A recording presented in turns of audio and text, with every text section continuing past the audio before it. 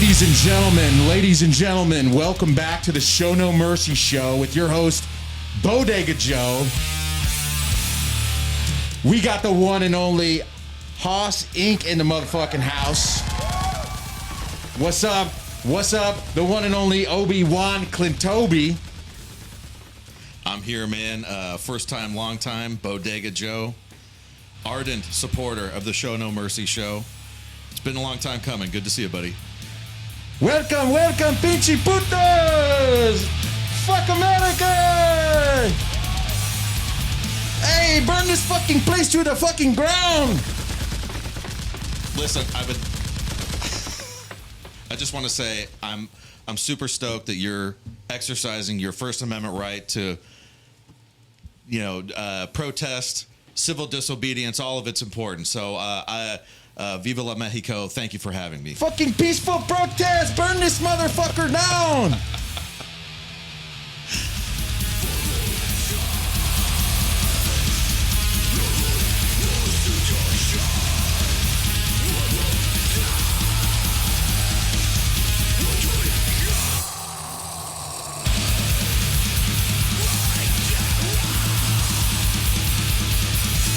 Hey, fucking sponsored, not sponsored by Dos Equis.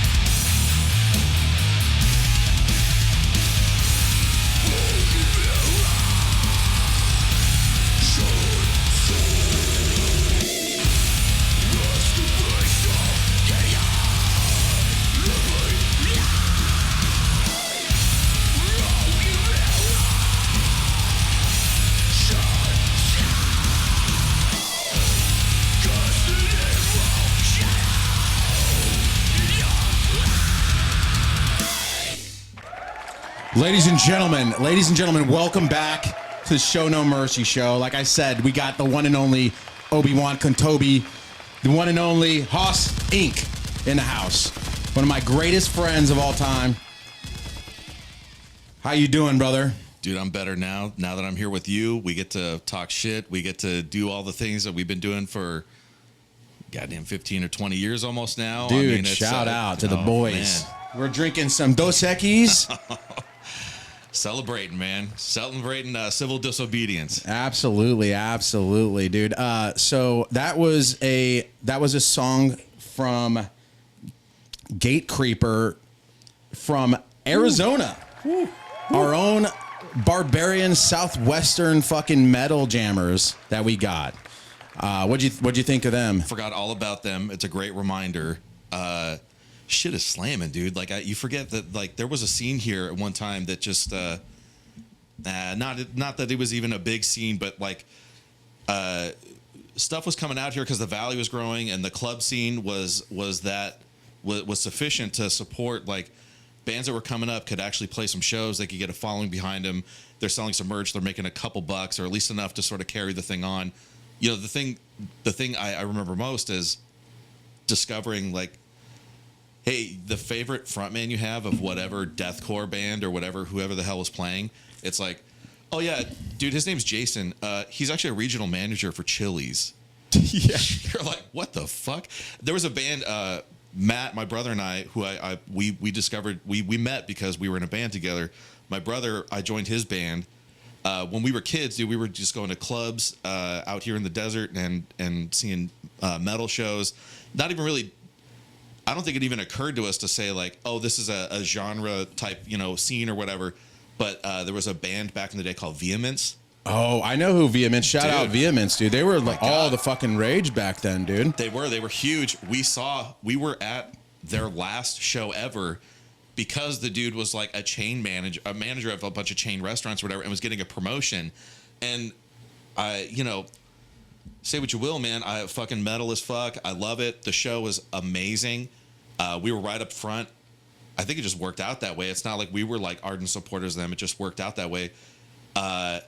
The dude got like some offer to be, some promotion or something, and was like, "You mean if I just quit all this other stuff and take this promotion and I'll be working 60 or 80 hours a week?" They're like, "Yeah, I'll be making 110 grand." They're like, "We'll see you later." Like, I got a fucking life to live. He probably had a daughter or some shit, he just, at a certain point, people have to figure shit out, or like there's a separation of it. Kind of the beauty though of being in, the band scene at one time is, people are sort of in their throes of like, they're at their top of their game and they're just killing it. And you're like, God damn, did you see those guys? Yeah. I mean, that was the case with, tooting our own horn a little bit here, brother.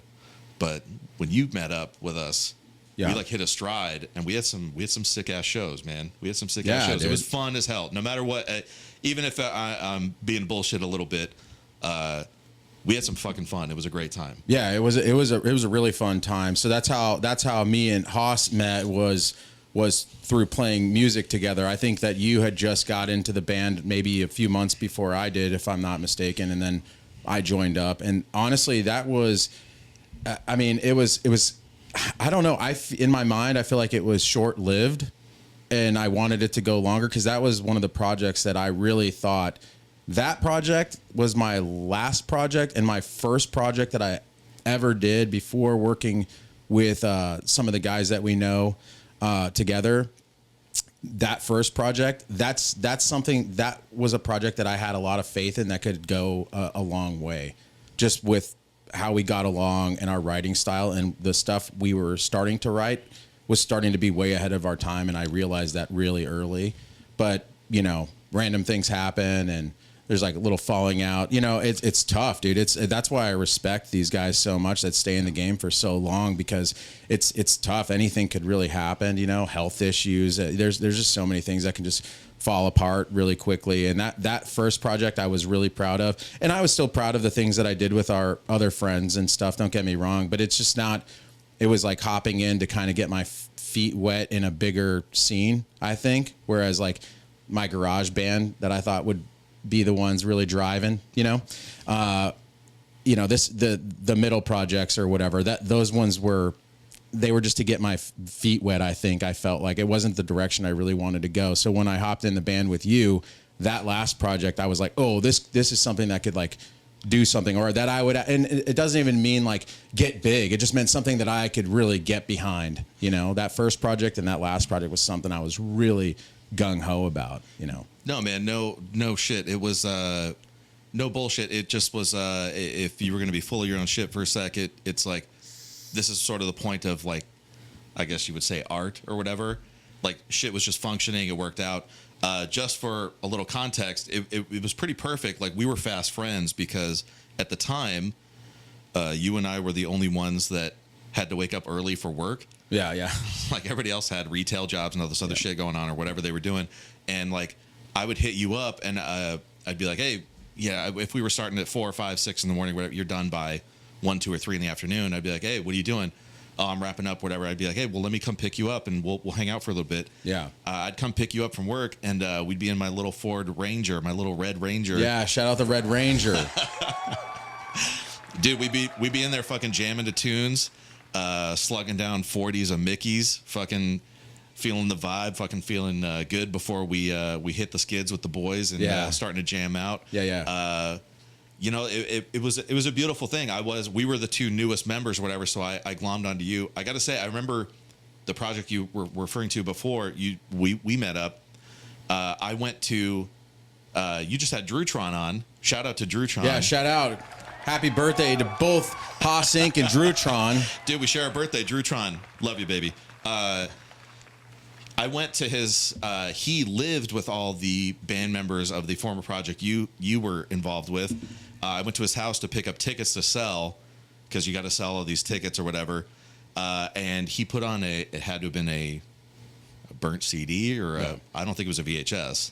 It was a burnt CD of you guys playing at the Whiskey, which you talked about on that episode. Oh, yeah. I mean, so I right away, I glommed on to, because when I was a kid, I was all classic rock and I was into rock and roll, and like the Doors, you know, they gained their fame of, you know, that stint of like, they were sort of the house band for the Whiskey for a year or two or whatever in the 60s. So I was like, this fucking guy, you guys played the Whiskey? Yeah, dude, we played the Whiskey. It was this insane show and blah, blah, blah. And this dude's amp, like the guy that was playing with you guys, one of the guys, their amp fucking broke mid-show, and like just the chaos that ensued, and like you guys made it right and you still put on the show. And I was like, man, this shit's rock and roll. Like, this is killer. But you were different in that iteration of whatever that project was. And when you came over to jam with us, I remember being like, whoa, holy shit. Like, it was a departure, and it totally fit right in. Like, you know, again, this was a literal just moment in time. But I remember thinking, oh, shit, like stuff just started fitting together. And it felt natural. Everything felt good. We were all getting along. It was like, oh, this is what it was. This is what could function as like a thing that we were all like involved in and pursuing like that music. Yeah. And then the pills and the women and the drinking and the fucking all got in the way.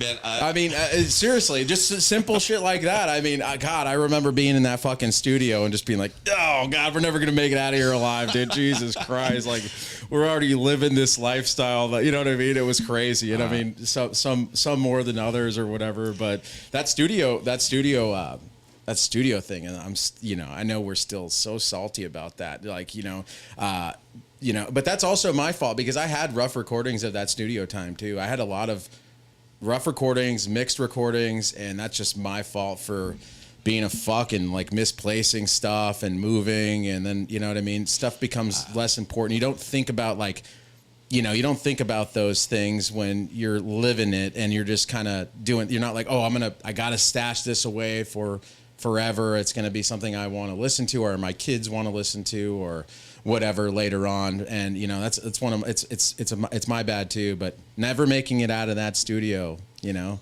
was a thing for sure. I guess that's part of it that I don't even really recall. What I recall is another member of our little group.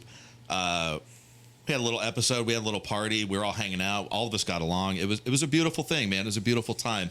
All of us were like-minded. We all liked mostly the same shit, and we were just clicking. And one of the other members left, and you had the big yelling freak out where you're like, "Are we just gonna say this motherfucker's a pill junkie? Can we just all come out and say it?" And it was like, yeah, I mean, I think we have to say it at this point. I mean, seriously, dude. It was fun. I still remember just like being in that booth and like sweating my fucking ass off. Everybody was just working. You know, it was fun times, dude. Shout out to the good times, dude. And it's interesting though, because we have sort of like, I think the root of a lot of stuff that I started listening to in the metal game, the metal sphere, whatever you want to call it, was more aligned with what you've always listened to, you know, and then I kind of moved on to like more deathcore. I was always just seeking like, what's even fucking crazier than this, you know, not really focusing on, you know, well, focusing on the music, the riffs, the drums and everything. But, everybody had like different influences. It was crazy. There's like the metalcore guy, what would you call straight up metal? You're just like straight up metalhead. What, like thrash metal guy, but you like the more old school type sounds of metal, like Metallica. I'm not talking about, dude, I fucking hate Motley Crue. R.I.P. Tommy Lee. But I hate like butt rock. That's a whole different genre that I could never get into. And then like early Metallica was like, ooh, the good version of what that was. Like butt rock was always about I don't know. I didn't like their theatrics and the leotard stuff. And not saying that Metallica didn't do that, but they came with a different vibe, like bad boy kind of. Well, I guess Motley Crue is that too. But I don't know. It was just different. You agree? 100%. And actually, funny you say that, because the other guitar player in our little conglomerate of metalcore bliss was whenever we do sound check, he would warm up with the riff from Too Fast for Love from Motley Crue. Oh, okay. Or Kickstart My Heart. Oh, probably. okay. Yeah, so that was his sound check, which, by the way, we were tuned to like drop B. I mean, we were, just doing the death or metalcore thing. I mean, I would definitely say it was metalcore. I was, thanks for bringing this up, because this was always like a weird point for me, especially when we were cutting our little demo thing. I went to do guitar tracks. The guy that was recording us at one point was re-listening, going back and listening to stuff. Toot my own horn here. This is like the one thing I can stand on. So I gotta go a little bit on it. And my brother was involved in this conversation, or whatever. Shit wasn't lining up. If I'm gonna shatter the kids out there, if you're listening, I mean, shit's probably different now, but back then, if you go to record tracks, in your ear is just a metronome, right. And it's just slamming your fucking ear nonstop, because you have to keep time with the thing, and like, especially for the music we were playing, you wanted to be precise. I do my tracks. The guy recording us is like, man, shit is not lining up. I don't know what's going on. Like, we're re-listening. Like, maybe we had the metronome, blah, blah, blah. It was really that at the time, I had drilled down so hard. I was playing more thrash style for a metalcore band. And I had it dialed in, where our other guy was a little more loose. I'm not saying it wasn't as good. Like, he was certainly a better guitar player than me. But he was like kind of letting it, flow a little bit more, and kind of letting shit ring out a little more, where I was trying to be Metallica. I was trying to do, like, I only knew thrash. Meeting you and, all the shit that my brother was introducing me to at the time, it was my first introduction to shit that was different, that wasn't just like, hey, look, man, classic thrash was like intro, slamming riff, chorus, or verse, chorus, solo, chorus, out. Yeah. So it was just all traditional shit, all just super basic layout for stuff. And then I'm hearing stuff that was just like these slamming riffs all over the place, and the layouts of the songs were different for every situation or whatever. So it was totally different for me. But that was the introduction, and you nailed it with that. I appreciate it, because it was something that I was always like self-conscious on, and something that I was always like trying to pursue. Yeah, for sure. So some of your influences quickly, like let me hear some of the major influences, dude, even now or even going back then. Yeah, man. Of course, like the Metallica stuff, all the way through. I'm a unapologetic Metallica fan. Any of the thrash stuff, I had discovered when I was like 12 or 13, Overkill, which was like a New Jersey thrash band. Like, they kind of did, their early 90s albums were what Metallica kind of, what, that scooped mid, just the big chugging and all that stuff, and fat, but it was almost mixed a little better. Like, you could hear every instrument a little more clearly. Corrosion of Conformity. Yeah, shout out COC. Dude, I mean, they got a new album. Oh my God. They're doing guitar tracks right now. They're gonna have a new album out there. Pepper Keenan. The first time I heard that stuff, they are so belligerently different. The Blind from '91 was like fucking blowing the doors off of shit. They were literally, it's a fucked out expression, but Skinnerd meets Sabbath. Yeah. I mean, they do it. Then the next album was more like, it's what sort of introduced the world, or at least popular culture, to sort of the big fuzzed out guitar, heavy riffing. But they're also not like, hey, is this riff heavy enough? Like, they're just like, I don't care if it's heavy. Like, this sounds cool, right? Yeah, it sounds cool, and they just run with it or whatever. And then discovering Alice in Chains and all this other stuff. But the tighter guitar playing, certainly in that aspect, that's what I gravitated to. And then Soilwork, my brother introduced me to all the Swedish death metal guys. Yeah. Oh my God. I mean, that was mind blowing. These guys are playing in B standard, and they're playing this super tight riffing. It's all over the place. And I mean, it's reflected in the project we did. We were, I don't know, it's tuned down. It is metalcore, I guess, if you had to put a label on it. Yeah. And it sounds a little dated, I guess. You and I got to revisit it recently. It doesn't quite sound the same as I recall it, but it was still fun to hear it. And dude, it was at the time it was great. Yeah, that's what that's what I think I really like about Gatecreeper, the band that we just listened to. They have so many different classic styles of metal in their music that it's just such like it's just so cool to hear it all together. And they mix like the elements of deathcore in there. They mix elements of thrash. It's Swedish death metal. Yeah. I feel like, and that's just the vibes that I get. But I can hear a lot of different influences in their music, and I think it really is like a good medium. And I think that the reason why I picked it, I think it's like a perfect thing. Sure. Where me and you meet in the middle, even though we've been known to blast some fucking Clutch. Remember when we just cruising around listening to Blast Tyrant, dude? Oh, you like Clutch? And you're like, fuck yeah. Yeah. And we're just like, where the crowd goes, wow, wow, wow. I'm like, it was just so much fucking fun, dude. Yeah. But yeah, dude, did you see, speaking of just like, speaking of the Metallica, the old school Metallica, you see Dave Mustaine recently on the Sean Ryan show. Dude. What an appearance. Dude, yeah. Let's get into the Dave Mustaine. I mean, not a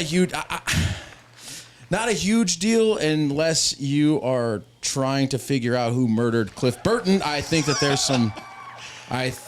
We got to get into this. Bodega, do you think you have gotten to the bottom of this mystery? This 35-year-old mystery? It wasn't just a freak accident. Oh my God, dude. It wasn't a freak accident. And I'm going to tell you why. Let's watch some clips. I'm going to tell you why that I don't think it was just a freak accident. Now I'm watching these Dave Mustaine interviews that he was just on I watch the Sean Ryan show all the time. He was on Rogan about a year ago. And I mean, here's my question. What do you think is the most like something that lives in Mustaine's head, a situation that lives rent-free in Dave Mustaine's head? You just tell me. Tell me. Getting kicked out, man. Getting kicked out of fucking Metallica is something that everybody brings it up to him. I've seen the VH1 interviews behind the music. I've seen these new ones. He should have never started doing these goddamn interviews. He literally looks like the sick, the dying, and the dead. And I don't want to shit on this guy. He's a legend. But if I'm doing some investigative work. Investigative, yeah. All right. All signs point to this guy. Ooh. I don't think he meant to do it. I don't think he meant to do it. But he done did it. Let's bring up the TV here. Let's go over some things I need to show you. All right. Let me make sure my shit's good to go. Hold on real quick. Dave Mustaine, inarguably, if that's a word, probably the best guitar player of the Big Four, Metallica, Megadeth, Slayer, Anthrax. The dude is a fucking phenom for guitar. It's too bad because he can stand on his own legacy and then he won't let himself do it. So, and you know what I noticed listening to some recent, not recent Megadeth, recently listening to Megadeth, I look at lyrics a lot. I look at how they lay everything out, who they give the credit to. Dave Mustaine is he is, it's probably in his contract when he joined Megadeth to go, we got to give everybody credit for every single riff, every solo, every chord. Because when I'm looking at the lyrics on Apple Music, it'll say solo Mustaine. Oh goddamn! It'll say that in the lyrics. Yeah. And it'll say solo Mustaine. Solo. Who's the other guitar player? What's the last name? Right. Well, at one time he had Marty Friedman. Okay. He had Kiko recently, the Brazilian guy who's a fucking phenom. It'll say his anyway. Yeah. It'll say his Chris Poland. The other guys. What is it? Chris Poland. It'll say Poland solo. Yeah. That's how much it means to him. He's like, I got to get credit for this, even if they're reading the lyrics. I got to know. That's how serious he is. Anyway, so let's bring up this clip from the Rogan Experience. How can you see the TV? Okay, I can see it. We're all good. Let's do it. All right, let me see. I got a time here for I think 47 seconds where they start talking about Metallica, and Joe Rogan is completely clueless. You think Joe Rogan brought him on because he's a huge fucking fan, and he's not, because he wouldn't have brought this picture up and got these old skeletons out of Dave Mustaine's closet. Dave Mustaine's like, why did you bring this up? I was thinking about since we're going to talk about the riots. I was thinking about doing the whole show in a fucking Chicano accent, dude. Oh, dude. Man. Hey, Dave Mustaine, bring Dave Mustaine. Yeah. Make it death. Make it death. He fucking killed that fool. No, just kidding. So let me see here. Let's bring this up here. 47 seconds. This is when Rogan brings it up. Let's watch this real quick. Let me go here. And let's hear what they have to say here. That, and that this is look at you guys, little babies, babies, so cute. That's amazing. Does that freak you out when you look at that? So Joe Rogan looks at him and he's like, "Does that freak you out?" Dave Mustaine's like, "Oh, I really fucked that up." But no, it doesn't. It does. It kind of brings me a little bit of some sadness. Because of the way it went down with you guys? Oh, I don't care about that. Yes, you do.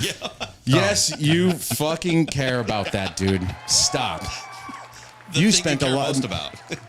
So now he's trying to cover it up. It's all he used to be able to talk about. Now he's trying to cover this up because he doesn't want to be implemented into the death of dear Cliff Burton. When you left Metallica, and then did you go right into Megadeth, or what did you do right after Metallica? I think in my mind I went right into Megadeth, but at the time I was still kind of trying to, digest everything that took place. Well, you were still only 20. Yeah. But the thing that bothered me the most was I had all my music and I left it behind, and I said, "Don't use my music," and of course they did. Oh, really? Yeah, they used it on the first record. On the second record, there's parts of my music on a song on the third record. All the solos on the first record are mine, except that they're just performed by Kirk, and close, but not the same. He's not a bad guitar player. Did you get royalties for that? Most of them, yeah, but Kirk got my royalties for Metal Militia for many, many years, and, he has to see the check, so I know somebody saw that I wasn't getting paid. So there's the sadness and bitterness. Not bitterness. No bitterness. Yes, it's a bitterness. Yeah. He's exactly right. He's exactly right on that. There is a bitterness there. Also, this is so great. He's like, you know that demo that only hardcore fans give a fuck about? The one that you can't purchase and like it's all on bootleg, bunch of bullshit cassette tapes. Yeah, I think he gets royalties from that.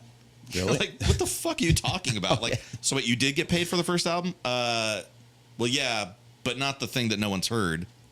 Yeah, dude. Okay. But you got paid for the important one? Yeah, we got paid for the important one. Okay. I mean, that sounds like a pretty good deal to me. No one knows what Metal Militia is. They had one before that was called No Life Till Leather. It just, it can't stop with this guy. Yeah. It's money, you said, at the end of the day, my happiness and my family, my wife and my children are more important to me than anything in this world. And I love our fans. Now that you're fucking 70,000 years old, like, of course. Let's keep watching this. Have so many things in this life that I'm happy about, but man, it's my family and obviously my relationship with God. I take that very, very personal, and I don't talk to people about it. I don't push it on them at all. It's my thing, and I just look at it like where I'm at right now.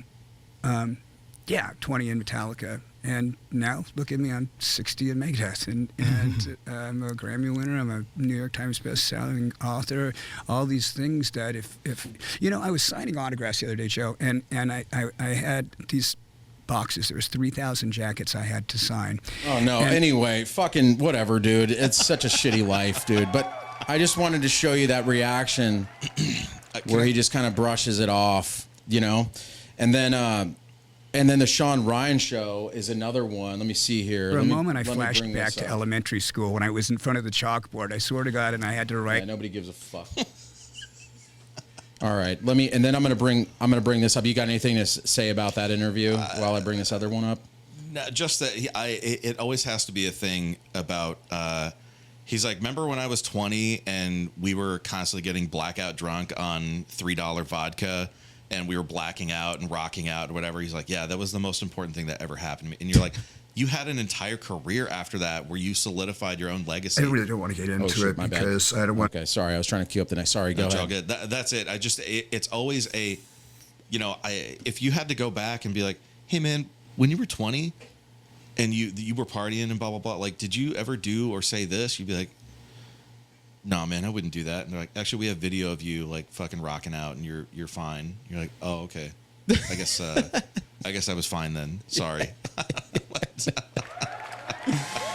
Okay, so how I'm going to tie this in, though, I just wanted to set the stage here. That was from Rogan about a year ago. You said you've seen that one or have heard of it. And then now he's on the Sean Ryan show, and there's a part in the Sean Ryan show where they're talking about witchcraft and wizardry, if you will. So you got here, now this is where Dave Mustaine goes in and talks about putting hexes on people, okay? And in this podcast, I noticed, because Dave Mustaine and Cliff Burton were in Metallica at the same time. Correct. And Dave Mustaine left, got kicked out of Metallica, and Cliff Burton stayed, right? Correct. Okay. Then Cliff Burton dies. Okay. Now check this interview out. Oh shit! Hold on. I had to pass this over here.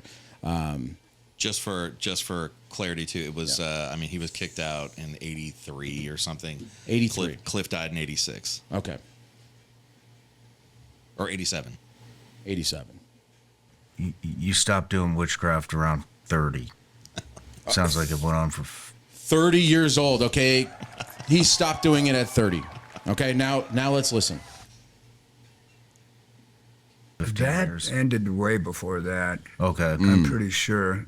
I think about it all the time. Whenever somebody pisses me off, I think, man, no, I won't.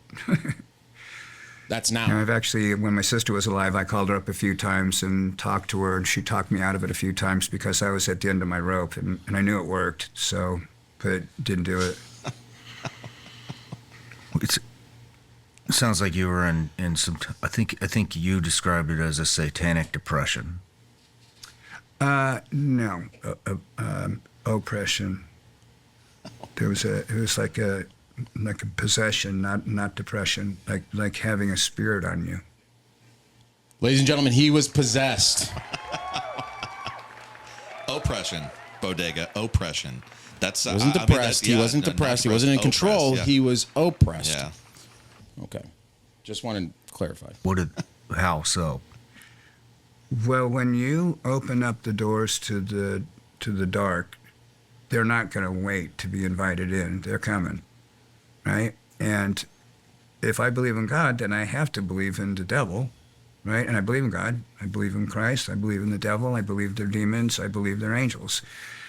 Still don't know what the real estate looks like up in heavens, but it's. I've got a pretty good understanding of a lot of that stuff, and I don't know the stuff that. I'm sorry. I'm just noticing something. This looks like it could be another, like, this could be Donald Trump in a different universe, dude. I just, like, with the.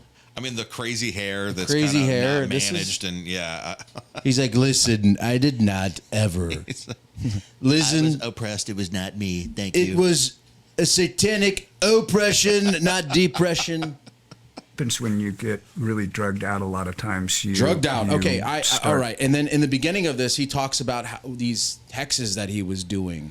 He was talking about how somebody hit him in the back of the head, and he said, fuck, and he ran through and looked up these spells that his aunt had and started doing witchcraft on people, and they were coming true. Okay?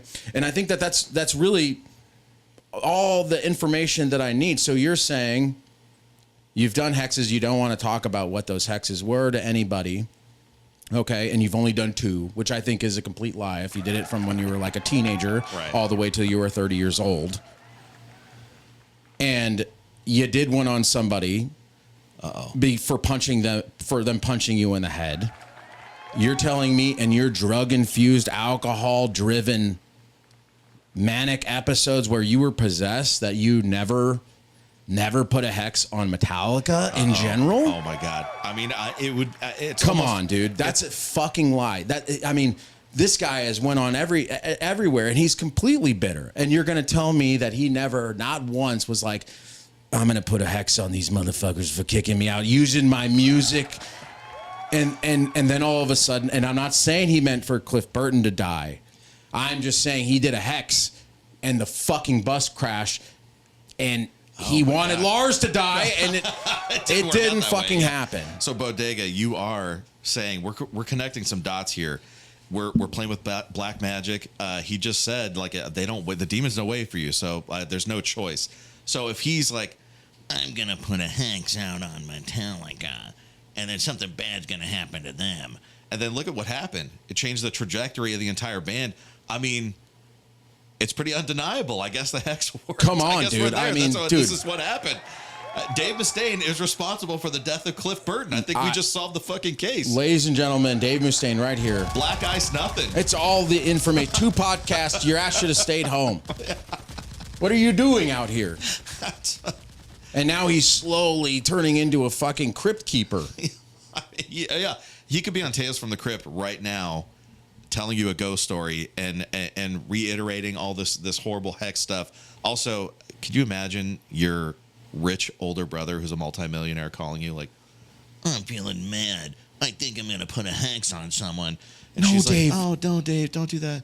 Can you make my mortgage payment? Okay. Can you help me out with that?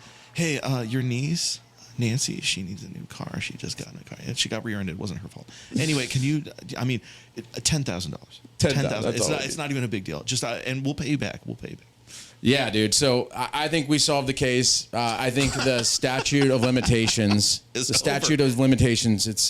gone. Dave, you have nothing to worry about. You're just going to live out the rest of your existence, just like Ozzy, whatever the stuff Ozzy did. He's obviously suffering. Yeah, for dude, bit the the head abuse. Off the bat. And Dave Mustaine playing with black magic and hexes. He's responsible for the death of his buddy that he was in a band with for 10 minutes that he reviles as the best 10 minutes of his life. And that's how black magic works. It comes back tenfold. Your best friend that was in the band that you actually liked is the one that, I mean, you couldn't get any better than this. I mean, not better, but let's just say karma too. It just, I mean, if the hex is real, can karma be real? We could say karma can be real. Yeah, absolutely. God, what a tragedy. There you go, Dave Mustaine. Dave Mustaine, guilty as charged. Look at him, dude. It's Grandma Mustaine. I mean, he's living. He's living with something, you know. Listen, there's a song. It's fucking slamming. 99 Ways to Die. Is it by Megadeth? Yeah, dude. It came out. It's not even on an album. It's on a one-off album that they did. He did a couple covers and like. It's called Hidden Treasures. The cover of the album, it has the map of Phoenix because he lived in Phoenix for a hot minute. That's right, yeah. Yeah, so at 99 Ways to Die, look at he's 99 Ways to Die. He tried to come up with 99 Ways to Die for the other guys in Metallica, and then unfortunately, Cliff caught the nasty end of that, the black ice in Sweden. R.I.P. There was no black ice, Hetfield said. There was no black ice. Oh my God. Or it could have had something to do with the partying that they were doing and the driving. The driver was completely blasted and they let him. Either way. These guys are partying. He was moited. Part of the moited. Okay, so that's the Dave Mustaine story, ladies and gentlemen. I honestly, I cracked the case on this thing. We're going to take a short break and we are going to listen to another song here. And I think it's going to be, you know what? For you, dude, I'm gonna play the Havoc song. How about that? Oh, sick! Havoc. And I just picked a random Havoc song for you. I thought it sounded really good. Okay, let's check this out here. Oh, give me.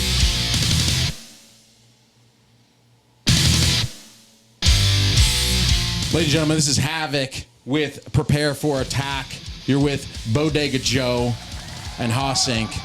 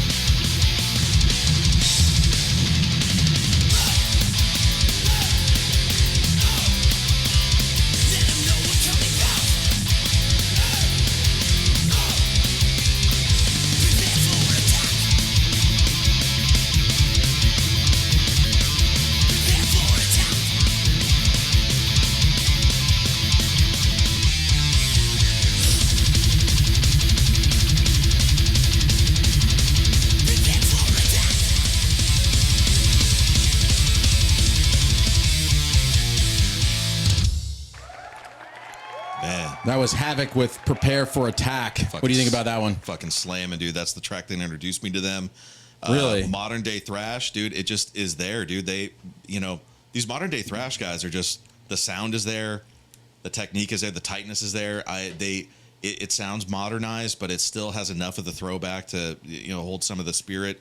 And I fucking love it, dude. I can't help it. It's just the thing I'm drawn to, that style of playing, the way the guitars sound, all that stuff. So shout out to Havoc. Fuck yeah. Yeah, shout out Havoc. David Sanchez. Where are they from? Colorado. Him and his brother started it, and then the brother dropped off a long time ago. Actually, my brother called me randomly. He's like, "Hey, don't you like that band Havoc?" I'm like, "Yeah." He's like, "Hey, I sold drums to this kid when he was like fucking 12 years old. His dad was like a contractor or something. So his dad was like nurturing his son because the son was like a fucking drumming phenom. He's like, oh, nice, dude. He's toured with Havoc. Yeah. I'm like, no shit. Let's go to the show or whatever. And then a lot of the thing with these bands now, the modern day bands are, you'll have to tell me what you observe. There's maybe 3 core members, and then like the bass player, the drummer, like guys get different jobs. Yeah.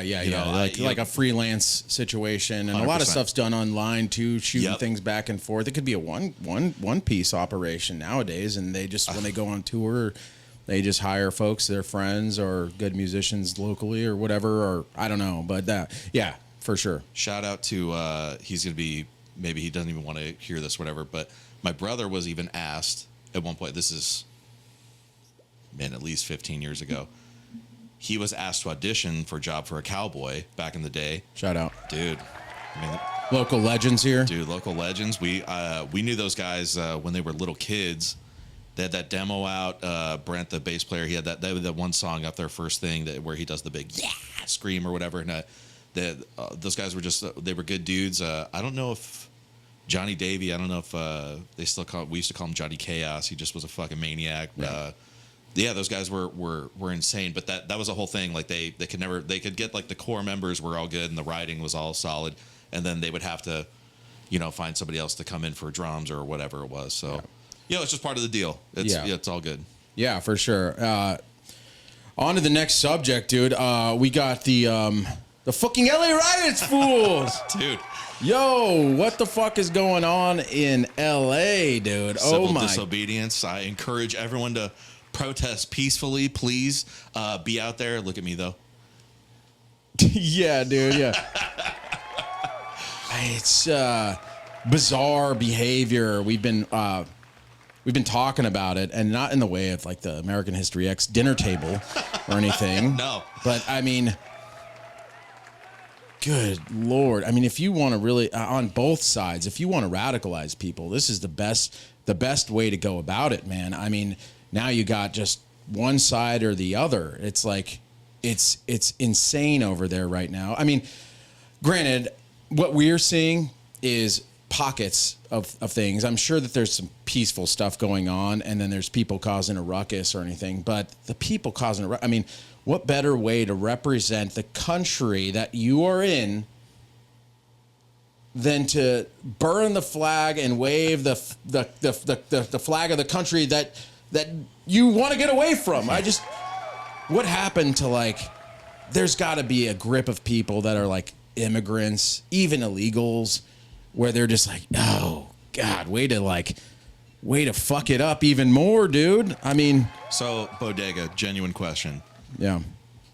What do you think the percentage is of whatever this nonsense, or not nonsense, but this craziness that you hear in certain circles about paid protesters? I mean, there's screenshots of stuff that shows like, these weird little sites or whatever, like the little versions that offer up their local stuff where they're like, hey, if you want to come out here, if you hang out for 3 hours, we'll give you $100 and blah, blah, blah. And like you wear a mask, what percentage do you think is we're hiring a ne'er-do-well who's a cockroach of society who wants to go out and take a topic where maybe there would be a bipartisan thing where we could get to, if anybody could possibly be fucking reasonable for a molecule of a second and go like, hey, maybe we should look at a thing like immigration and say, well, is change necessary? What should we look at? And is the bureaucracy too big? And maybe we should shrink that down, and maybe we shouldn't. And maybe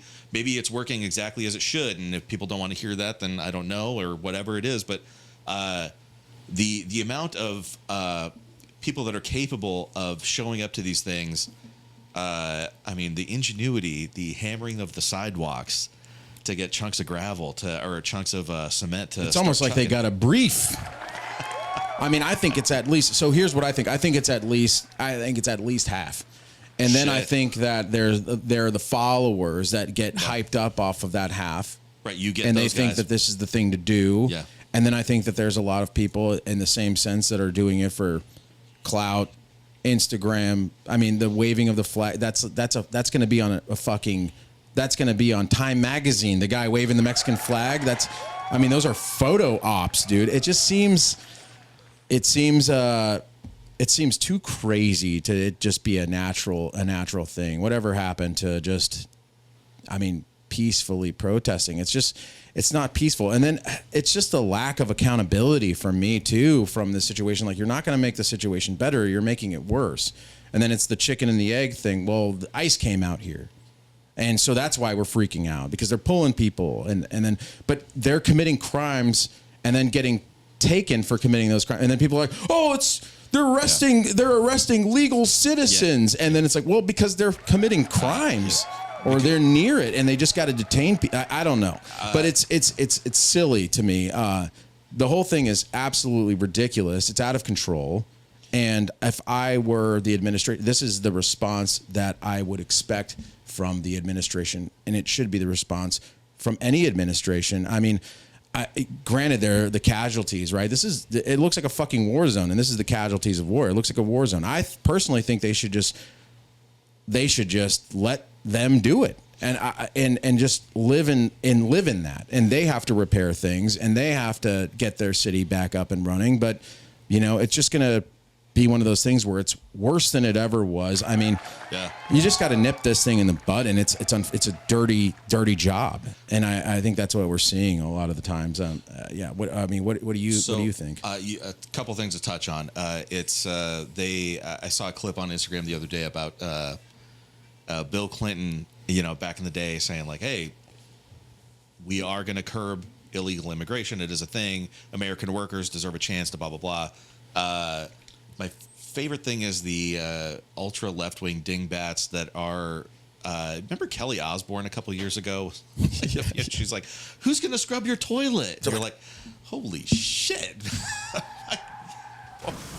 Full stop.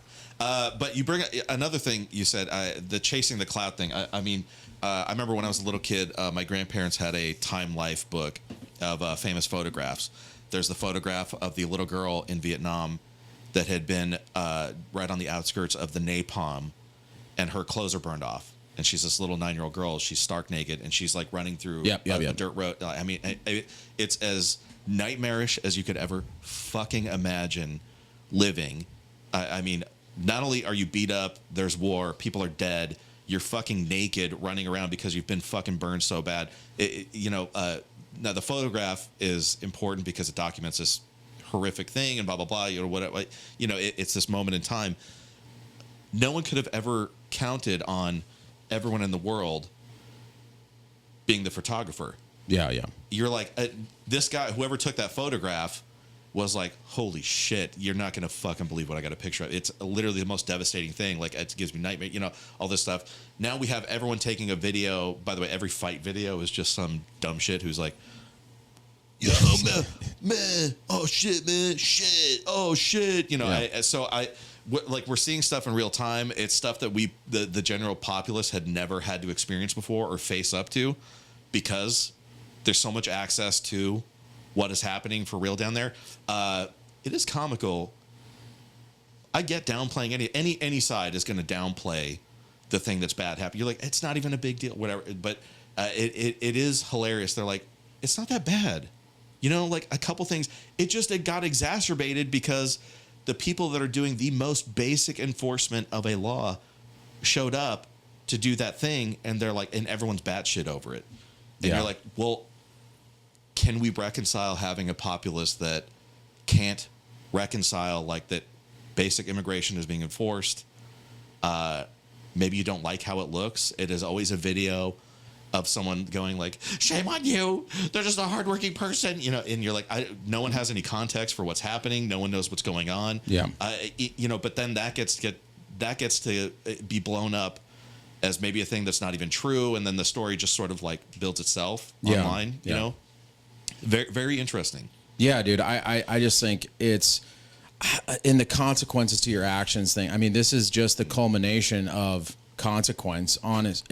And that's me being honest, you know, as a Mexican American myself, Ooh. You know, Viva la raza, Viva la raza. And you know, and it's just, as a person, I could never imagine what it's like to like want to be so desperate to cross a border and go through the things that these people went through for a better life. I could never put myself in their shoes.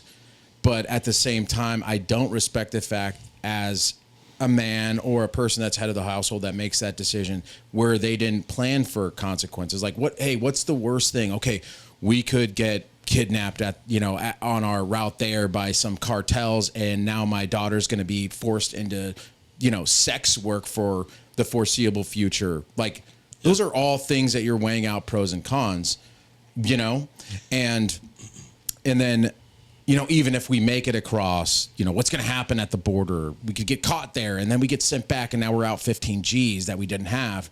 Or, I'm there for a while, and then I'm fucking not, because the route, it's up. The time is up.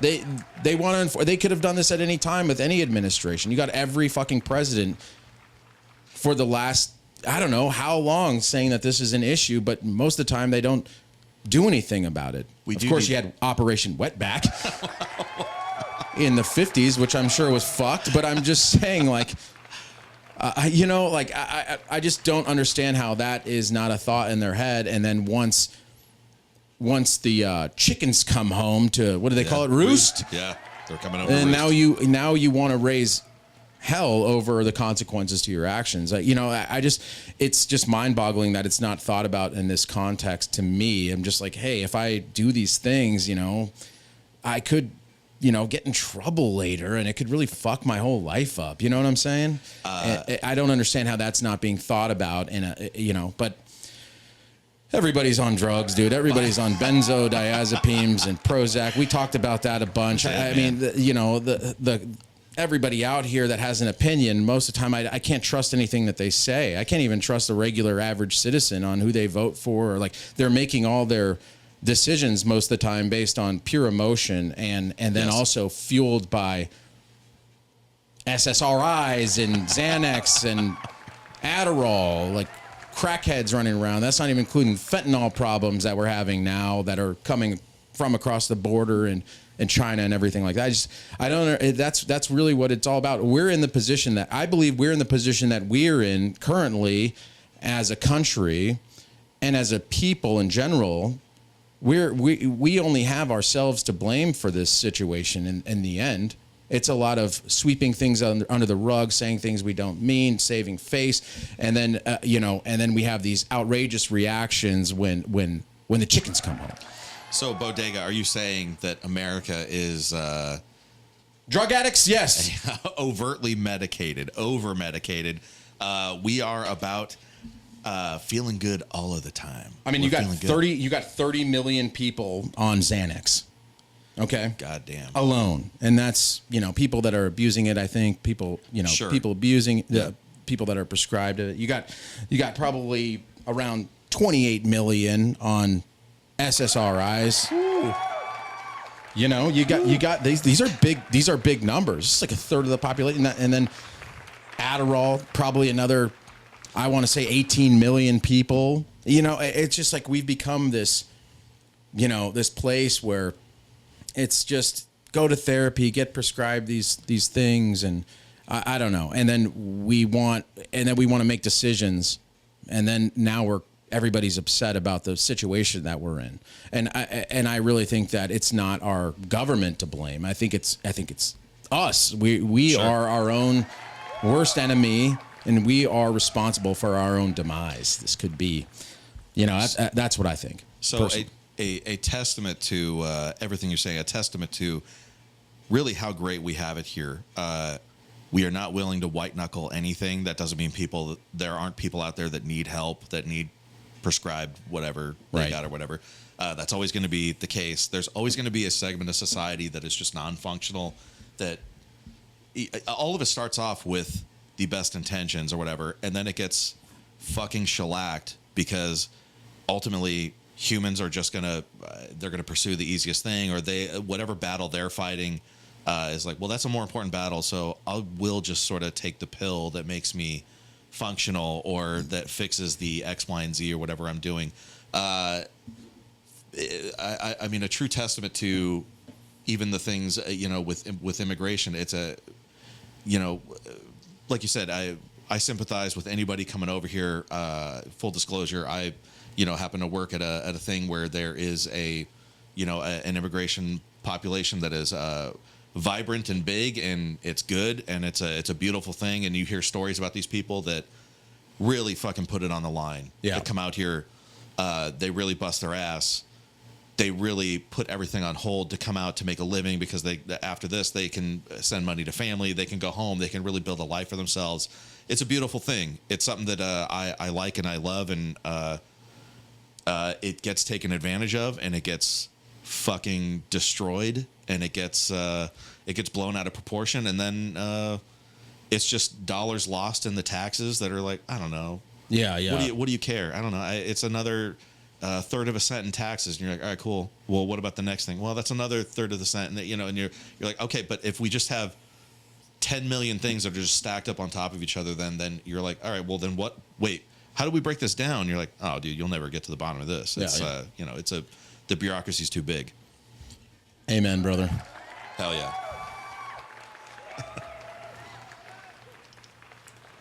Yeah, I would love to be a reporter over there. Actually, I don't know. I just saw a reporter get shot with a rubber bullet in the leg on TV. Yeah, let's actually take a look at some of the things. Please. These are actually, let me see here. Some LA riots. Let me see. This autoplay is killing me here. Reporters covering the May Live say it's like being in a war zone. They often find themselves in the line of fire. One even landed in the hospital after getting struck in the leg by a projectile. Les Trent has details. I spoke to freelancer Nick Stern from his hospital bed following surgery on his injured leg. Nick, how you feeling? Golly, you see Turns that out thing? This device. Look at that thing, dude. This guy got shot with a fucking nade. The projectile went all the way my fucking... What are you doing here? Well, don't be illegal. That's what we do. Yeah. Maybe you should have thought about that before you came here to report illegally. Surgery on his injured leg. Nick, how you feeling? Pretty rough. Turns out this device was 3 inches long by about 1 inch diameter, totally embedded in my leg. That's huge. Yeah, it's not nice. There's also growing anger not today nice. over that headline-making moment when an Australian TV reporter was hit by a rubber bullet. The rubber bullet appears to come from this officer. How is it okay for your police force to be far... What was that? Dude, he pointed that shit. He's like, I don't like this fucking broad. She sounds different. It's like she stepped inside the safety You zone. were, yeah, He's I'm like- sorry. You backpedaled a little bit too far on that one. He's like, bitch, I've been dying to shoot this thing all day. Like, this is perfect for me. When I was overseas, we used the FN, the gun FN, Yes. FN Herstal. Yeah. We used to use paintball guns that were made by FN Herstal when I was overseas to do like less lethal rounds sure. on tower duty or Yeah. whatever. And yeah, man, I wanted to shoot that thing at somebody so fucking bad, but I was a good guy. But there was a situation. And these things, they had a drum that you loaded. Sure. But the bullets, the paint bullets were like heavy duty plastic. And they were like, they were a projectile. So they looked like a D. Okay. It was like the shape of a D, like, a round. Sure. And then they were split, and the back half had... Oh, no, the front half of it had the paint, and the back half had, like, lead for weight. Oh, to and blast through, yeah. they wouldn't let us pump these things up all the way with the gas or whatever. Sure, yeah. Because they were fucking brutal. And this one time, these kids were throwing rocks and stuff, and we could have let it go. But they were definitely across the line, and we let kids fucking play. It wasn't a big deal. But these kids started hurling rocks, and these guys were like fucking baseball players. That's all they do in Afghanistan. There's nothing to do except for throw rocks. Throw rocks, yeah. So they were like fucking MLB pitchers, dude, and they were chucking these big rocks at us, and so I was like, hey, but they knew what you were up to if you kind of dipped. Yeah, they were smart. So I'd go, hey, keep fucking talking to them, keep saying fuck you. And so my buddy was like, fuck you, motherfucker. This guy also put me on to the what is it called, snuff. Yeah.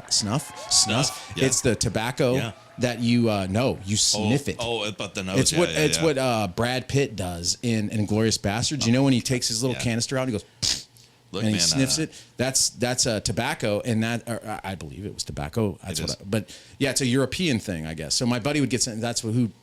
Yeah, you'd stay awake. It was weird, man. It was fun. But anyway, I told keep talking to him, and I snuck around quietly. I grabbed this thing, I fucking loaded up. I went and I popped up, bap, bap, bap, bap, started fucking just annihilating these kids in the ass, bro. Boom, boom, boom. I think one lodged up right in their fucking asshole. It was badass. But anyway, let's check this out here. At unarmed Australian journalists. This Aussie anchor is calling for an investigation, although he conceded that LAPD is in a horrendous situation. The incident was maybe one of three things. A moment where an LA officer so thought his life was in danger, he needed to discharge his weapon. An incompetent warning shot, or the act of a coward. Either way, it needs to be properly investigated. This New York Post photographer was hit in the forehead by a rubber bullet. Toby Canham great also shot. went to the hospital. Dead center. And CNN's Jason Carroll found himself being detained by cops live on air. Wait 1 second, John. Hold on. I want to. Yeah, dude. This is the Anyway, next one. it's fucking chaos out there, dude. Hey, by the way, the end of this video, I believe it's this one. They're like, "Are you okay, Joe? Are you there? Are you there?" And you can hear the cops are like, "Hey, man, you okay? Okay, hey, cool, you're okay. So you just need to get out of this area, blah blah blah. Just keep walking around. Okay, hey, thanks, man, thanks. Have a good." And they're like, "Oh, I was detained. I was thrown in a gulag." You're like, "Nah, that's dude. not what happened. Everybody just keep scooting." That's great. Yeah. So, ladies and gentlemen, that's the LA riots right now. It's absolute fucking chaos. Can I just say too, fucking Crocodile Dundee over there? Yeah. You're like, hey, man, just worry about lockdowns in your own country or whatever. Like you sent the kangaroo chick over here to ask questions. By the way, that dude definitely. I mean, he's like, it was the act of a coward. You're like, yeah, no shit. You see that? He's like, yo, this is it right here. If I'm ever gonna do it, it's right now. Pop. Yeah, like, dude. What the fuck is up with you, man? Oh, they're so fun to use. What man. would you do if you were that guy next to you? You'd be like, hey, man, we're on fucking TV. What are you doing? Why'd you do that? Now we're in trouble. Like, dude, they just raised up on that Australian reporter, just fucking blasted her, dude. Like, They're like, hey, is she American? No. All right, fuck it. We're doing it. Fuck it. Does she have a weird accent? Yeah, dude. I love HOLLYWEIRD, bro. It's oh God, man. HOLLYWEIRD. Don't get me. Speaking of which, dude, another, we got another Jared Leto recently. Some more allegations came out about this guy. Let's more. I want to get into Jared Leto real quick. I mean, we're pretty deep already, dude. Holy moly. Okay, so let's get to Jared Leto here. Jared Leto has recently sex allegations. Do you watch Rock Feed at all?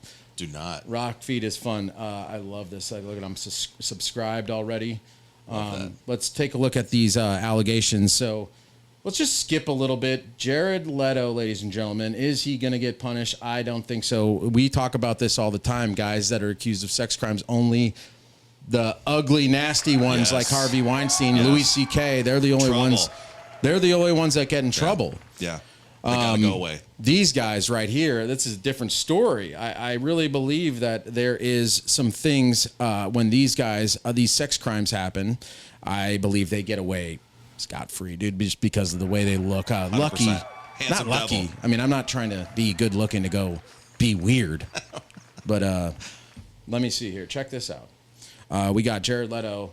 This is him talking just to This is him talking about some weird In gifts. response to this story, many claim that these rumors have been an open secret in Hollywood for years, Dreamy as leaving hell. many to question why it hasn't been addressed sooner. Here are some of the allegations made against him in this new report, which I've linked to below. The story begins back in 2005, when the New York Post ran an article titled, "Jared Leto Likes Him Young," claiming the then 33-year-old actor was pursuing 16 and 17-year-old models. A representative for Leto has called this recycled tabloid fodder and demonstrably false. In 2006, a woman who was 16 at the time says Leto got her number at a cafe.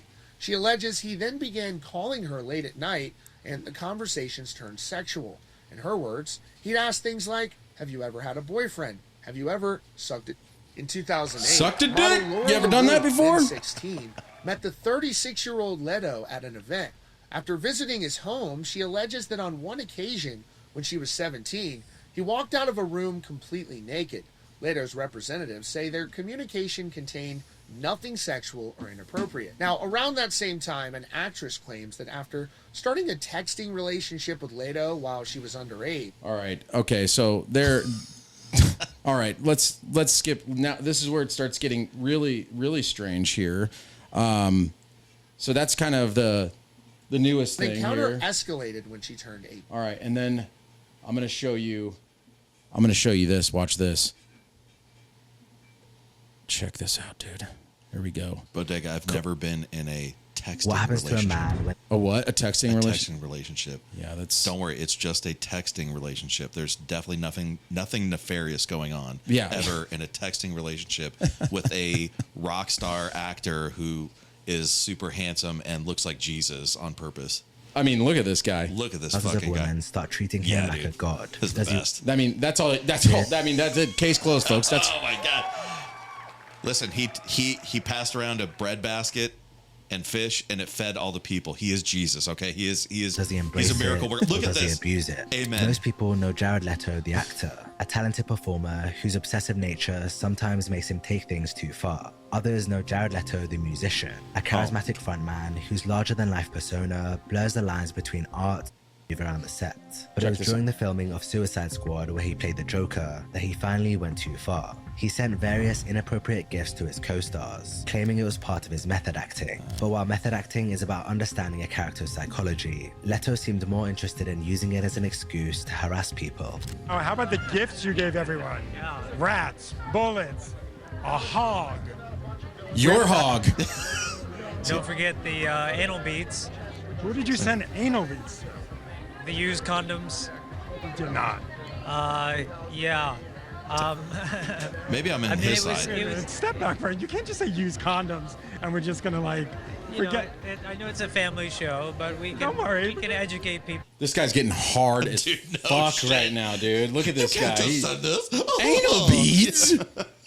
Did you say anal beads? Here, at least they were used. Oh. Use condoms. He's got to let you know that he used them for real. At least they're used, dude. Fucking some girls like, God, dude, this guy's weird. And then it gets even more bizarre at like 8 minutes here. This is good too. If you can't stand up, you better be up off your fucking ass right now. You hear me? First of all, ain't no man that has that tone in his voice telling me to do anything. If you can't stand up, you better be up off your fucking ass right now. You hear me? Shut the fuck up. Does he understand what I'm saying to him right now? Or is he illegal? No, don't look behind you. I'm looking. All right, here we go. Bring him closer to his fans than ever before. He Away paid for a from regular ticket. concerts and conventional meet and greets, he established something far more personal. A Malibu retreat where he could spend days undisturbed with his most devoted followers. Who has something like this, who does a camp like this. No one else does. It's a really beautiful gift to be able to do something that's so unique. Packages ranged from basic tent camping to VIP experiences, each promising different levels of access to Leto himself. Outdoor activities, acoustic performances, and group meditations filled the schedule. What started as a one-off event quickly became an annual tradition, but for Leto, that wasn't enough. In 2019, he took things further with Mars Island, a 3-day retreat on a private Croatian island. But we're excited about it. Looking forward to taking a dip in the sea water sports, beautiful sunsets. I've been known to like a good sunset. The basic package started at $1,700 and went up to $7,200 for the VIP option. But if you wanted the full experience, dubbed the Phoenix package, you were required to pay an undisclosed amount. Reportedly, these VIP experiences included alone time with Leto as one of the main perks. Fans were encouraged to prove their dedication through purchasing, whether it was special merchandise, an extra night stay, or symbolic tattoos. This business model bears striking similarities to other controversial organizations like NXIVM or Scientology, where devotion and dollars are inextricably linked. Mornings on Mars Island were filled with yoga, water sports, and other group activities, but it was the afternoons and evenings that painted a much more sinister picture. Attendees, mostly young women, would dress in all white for what looked almost like ceremonial gatherings. Everybody find us. Almost like a Diddy party. Yeah, all white. All Yeah. white, Oh baby. my God. Spend the night. Yeah. He's like, I got my own version over here. He's like, that Diddy is amateur hour. We're going to an island, okay? Dude. Nothing bad has ever happened on an island. Do you know this guy named Jeffrey? He's no big deal. Anyway, I do my own thing. Jeffrey It's Leto. like- yeah. God damn, dude. What is going on He's here? like, by the way, if you get the basic tent package, he's like, listen, I'll work it in. If you let me fuck you, I will give you a discount on the basic Yeah, tent. dude, that's So exactly okay. what's going on. But you know what? It's the hours are from this time to this time. It could be at any time of that. It's my convenience, but I will give you a discount anyway. Thank you for paying. Thank you for paying $7,000 to suck Jared Leto's dick. All right, so then you have and then I'm gonna skip over. Check. This is the weirdest part, and then we'll move on. But 1436. Check this out. It gets weirder. Leading him to flaunt his power in increasingly obvious ways. In May 2013, 30 Seconds to Mars ran a competition titled The Sleepover. It was supposedly done to promote their new album, but it may have had a much darker purpose. The call to action read, pre-order your copy of Love, Lust, Faith and Dreams for a chance to be one of 5 winners who will receive an exclusive invitation to the lab for a magical night we are calling The Sleepover. One of 5 winners will spend the night in Jared's house in Jared's very own bed. Yes, it's true. Leto followed this up with a creepy tweet saying, I'll admit, my bed is more like a hotel than most. Never have I ever hooked up with a fan on tour. Whoa. Get the fuck out of here. All right, there we go. In 2015, the situation And then everybody just escalated cheers, with- like ignoring the fact. So, dude, come on. They're like, yes, please fuck all your fans, even the underage ones. It's awesome. This is, and this is the point that I'm trying to make here. This guy, I guarantee he's going to be doing the same thing. He's going to chill for the next, I don't even think these allegations are old. I think that I think he's been brought up in allegations before, and he's just still doing his thing, still selling out arenas, things like this. These guys, the handsome ones don't get it. They don't get the same treatment as the Weinsteins, and then when you start thinking about the people that do get busted, I mean, they're just globs. They're just globs. And I mean, Harvey Weinstein's the only one. And Kevin Spacey, guess what? Hideous. Weird looking. I mean, if you were to put a lineup out there of people that could be touching kids and Kevin Spacey came up there, I mean, he'd be the first guy I fucking picked. And I think he was just on an interview saying how broke he was from the whole thing. Lawyers. I mean, he Louis C.K., same thing. You don't really see him. He tried to make a little comeback just because he's like legendary. But same thing with Louis C.K. They roasted his ass. Harvey Weinstein. I mean, give me a handsome celebrity that has been accused of these things that you've seen go down. Yeah, no, none. And also, everybody with the Weinstein thing. It was convenient for everybody in Hollywood to jump on. I remember all the people like with Lord of the Rings.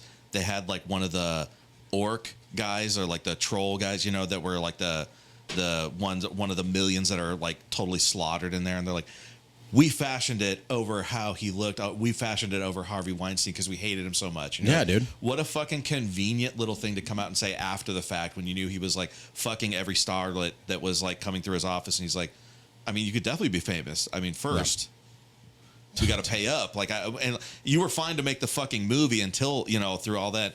One last thing about him, though. I wonder if he has a manager and, the manager's like, hey, what if it's all dudes that win that competition for the sleepover. Like, is that going to be okay with you? Yeah. They're like, there's just a bunch of dudes that are devoted fans. He's like, no, man, that'll never happen. Don't worry. Dude, so confident. I mean, the whole thing was women. Knows. I mean, he knows. He knows. Yeah, 100% he knows who his demographic is. Yeah. Or his demographic. Yeah, dude. But only the ugly ones get in trouble. That's what I'm saying here. 100%. And then speaking about Harvey Weinstein, we'll jump right into it, and then we're gonna take off here. So, you know, you think about this, and then a guy that spent a lot of time with Harvey Weinstein was Quentin Tarantino. Okay, shout out. I mean, me and you are giant Quentin Tarantino fans, and. Side note, you went to I saw Once Upon a Time in Hollywood with my old man, my father. My father's a cinephile, so to speak, and you joined us for that movie. It was a great experience. It was we something all get to enjoy it. You know? Yeah, dude, that's it's an something. experience. The whole thing. When he has a movie, it's a big fucking deal. Yeah, dude, and honestly, that is a core memory for me. Yeah, I mean, hanging out with you, you know how we both felt about the movies, Quentin Tarantino especially, and then being there with your pop was just the coolest thing. It was the coolest thing ever. I remember just getting beers and dude, and that place served beers and food. I think too. I think I ate some chicken nuggets. Upscale movie theater, movie house, or whatever they call it. And we saw it in what format? Was it 35? Yeah, it was one of the more classic ones. Yeah, where he was insistent on like, hey, if you're gonna go see it. Go to a movie house, see it like this, and that's what we did. We pursued that. Great experience. Of course, the movie is fucking great. Love that movie. I will always say that scene where, what's the dude, Chinatown director, the scene where he and Sharon Tate are driving through the Hollywood Hills. To go to the Playboy Mansion, they fucking kick on Deep Purple, Hush. Yeah, dude. That song. Tarantino's like, hey, turn the music. We're turning it up. Yeah. And Tarantino's such a genius. He's like, listen, this part of the movie is a time machine. When we're watching this, you're 1969 in this convertible with them. Fuck yeah. Driving through the Hollywood Hills. Yeah. We're fucking vibing. We're feeling good. It's such a brilliant part. Here's why I don't think Quentin Tarantino has ever done anything like Weinstein. Because you could look at him and say, this guy's a total fucking creep. But here's why I think that Quentin Tarantino is scot-free in the situation. I think he gets all of his rocks off while he's filming movies, dude.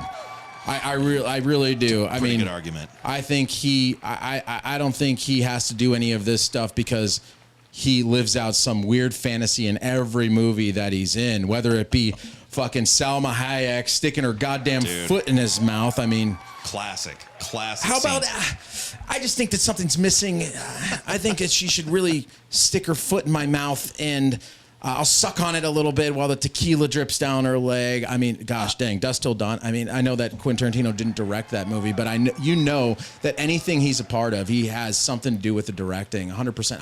I was watching old Alias with what's her name? Jennifer Gardner. Yeah. Is it Gardner? Yeah, Jennifer Gardner. And there was Quentin Tarantino was in that show, and there is a fight scene in that show between the agents. And it looks exactly like Kill Bill when fucking Black Mamba fights Cottonmouth. Yeah. Is Cottonmouth Vivica Fox? Or, not Vivica. Is it Vivica Fox? Yes, because she's pissed she's not Black Mamba. Yes. She's Okay, like, so I should have been Black Mamba. Yeah, dude. Yeah. Motherfucker, I should have been motherfucking Black Mamba. But anyway, there's a fight scene that is exactly identical in Alias. And Quentin Tarantino, he doesn't take credit for any of the direct, but you know, it's either he got inspired from the original director, or he had something to do with how it all played out. But it's exactly the same. But Quentin Tarantino, man, I think he gets all of his rocks off while he's filming. I mean, he has these weird fantasies and he just plays them out. You know, you told me the other day that the scene where Uma Thurman's getting choked, that was Quentin Tarantino choking her. Or that was, I don't know if that was technically him choking her, but he insisted on her really being choked, which actually I'm going to defend this one, because I don't know if you, when you're watching a movie and like action movie or someone's getting the shit beat out of them and they're choking or whatever, and you can kind of see that they're just like, kind of doing the thing. They're like, I don't know, I'm not really choking. Like we're just hanging out and filming the scene, and they fix it in post. Don't worry. Like they choked the shit out of her. You can see the veins popping in her forehead. She's got a vein in her neck or whatever. When her eyes glazing over, red, getting all glassy eyed because she's just like, oh, my head's gonna explode or whatever. Legit scene. the thing we've talked about 100 times is Kill Bill 2. Bud, the brother, she's trying to kill him in his trailer when he's a broke dick, like strip club security guy, and she gets ambushed by him. He ties her up, and as like a little spit in the face, because they used to be all working together as assassins or whatever, he does the spit the chaw right on her face. Right, yeah. And as it turns out, that scene was not good enough for QT. You know what I'm saying? Like, we got to up the ante. This has got to look real. So in the actual finished version you see of that scene, it's actually Tarantino spitting on her face.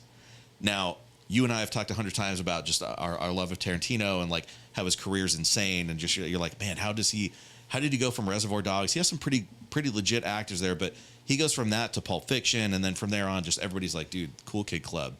Like, I can't, of course you got to be part of it or whatever. That scene is like, you got this woman tied up, and you got to convince her, which, by the way, I guess I kind of get. Like, she's like, no, I'm cool. Like, I'm the bride. Like, I'm a badass. Like, this is part of the deal. You got to be tough or whatever. He's like, no, it doesn't look real enough. I'm 100% going to spit on your face. Nobody says shit. Just listen to what I have to say. Let me get a big gulp of Red Man, okay? And when you're laying there and you're all fucked up, I'm gonna come up and I'm just gonna fucking, and he just, dude, it's to find out that he's the one that really, dude, he's desecrating these women, and I think he gets enough of it to where I don't think he can be implicated. Sure. I don't think he's doing anything weird, dude. I think he does enough weird shit with his movies, man. So he's like, this was part of the art. Like, it didn't look, and we had always come up with a scenario where they were filming the scene, and like, you got to imagine like a prop guy's like, hey, we got like a special squirt gun for that. Like, it'll look the same, and he's like, it just doesn't. I don't like the way it looks, and then he's the boss. Who's gonna fucking argue with him? He's also on top of his game. Like, you're like, hey, don't just. If this is his thing, like, I guess we got to run with it or whatever. And you're like, all these people are probably arguing like, nah, it looks fine. Like, it's fine. He's like, no, I just don't like it. Whatever. Hold on. Let me take a gulp of this weird, like, brown, whatever it is. And then I'm going to give her the old spit across the face. Uma Thurman's probably like tied up on the ground. She's like, hey, I don't want to do this anymore. They're like, shut the fuck up. Yeah, dude. QT's got to spit on your fucking face. And they're like, all right, I guess that's what we're filming. Yeah, dude, 100%, man. Yeah, and I think he's probably also known for being creepazoid off camera when they're hanging out. I heard a lot of stories when like he was hanging out with Uma Thurman during, I think, Pulp Fiction, and even Juliette Lewis during Dusk Till Dawn. Gosh, man, I've been watching Yellow Jackets lately. Juliette Lewis is in that. Sure. Totally. I mean, man, these people are getting up there, dude. Wow. Juliette Lewis was like a baby when Dusk Till Dawn came out. He's all staring at her feet. Yeah. Even back then, he's like, no, this foot thing is going to be a thing that goes through the entirety of my career will be a 40-minute segment of feet stuff just going through. She's like, can you eat my pussy? He's like, yeah, I wrote that part in there. Yeah. He's like, it was important. It was important. Look, the scene was missing something, and we had to include that. Yeah, so Quentin Tarantino, you are cleared in our book for any type of misconduct, whatever has happened with that two people agreed on set. It's for the movies. It's for the art of the whole thing. Innocent until proven guilty. Yeah, man. All right, dude. Well, shit, man. I mean, this is the end of the show right here, dude. I know we wanted to talk about Wes Anderson's new flick, but I might have to actually watch that flick before we talk about it. I know you can't stand Michael Cera's like over contrived reaction to the whole thing, but I think we might have to. I think we're gonna save that for the next pod here. Let's end the pod with something, dude. I got something for you. I don't know how it's gonna pan out, but I'm gonna do the best I can. I really enjoyed you coming out tonight, dude. Cheers, brother. Been a long time coming. Hell yeah. So let's listen to some tunes.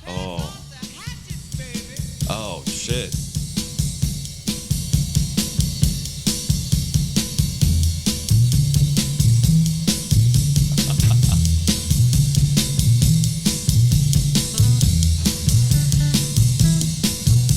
I'm at the end of my beer here.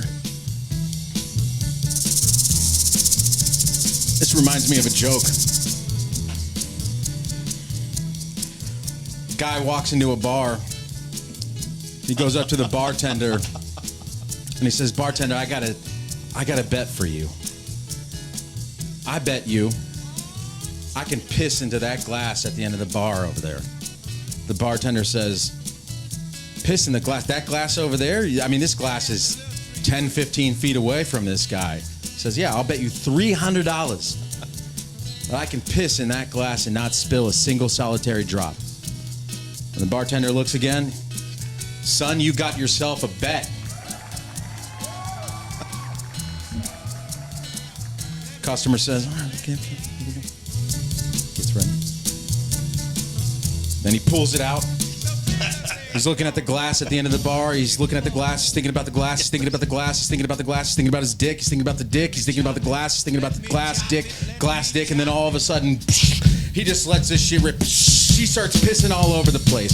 He starts pissing on the bar. He starts pissing all over the floor. He starts pissing on the bar stools, on the phone, pissing all over the bartender.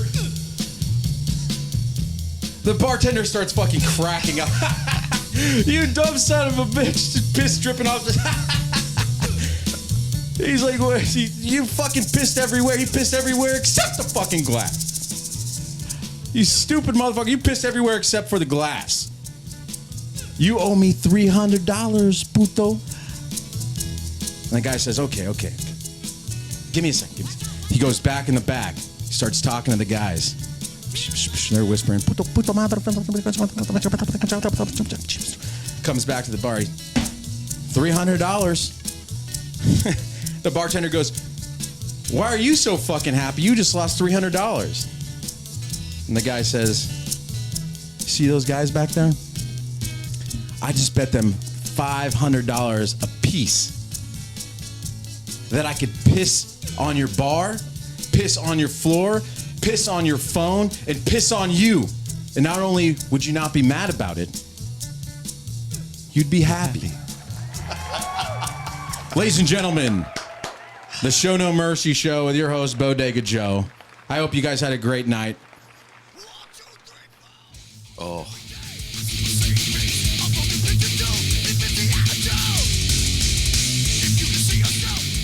Brother. Classic. One more for the road. Cheers, brother. Cheers. Thanks.